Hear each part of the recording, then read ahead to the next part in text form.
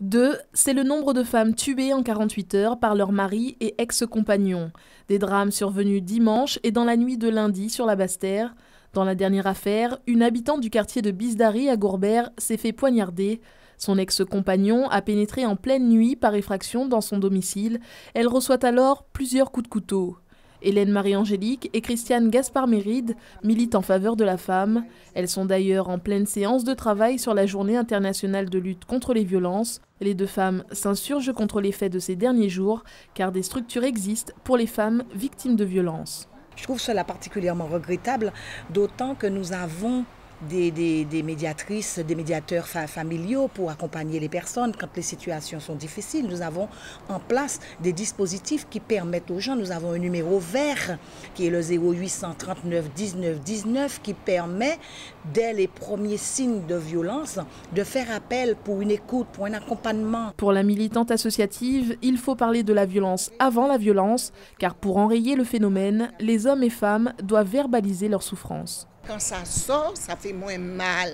Et quand ça sort, on arrive à dédramatiser les choses. Mais comme c'est rentré, comme c'est caché, comme c'est ruminé, eh bien on frappe jusqu'à ce que la main ne puisse plus frapper. Et on sort content en disant « en y santé fait affaire ». Selon les professionnels de santé, la violence est issue d'une carence éducative et affective. Vous avez un comportement parental qui est dysfonctionnel quelquefois, où l'enfant est pris et étouffé pratiquement dans une affection sans borne et à un moment donné rejeté, le dos tourné.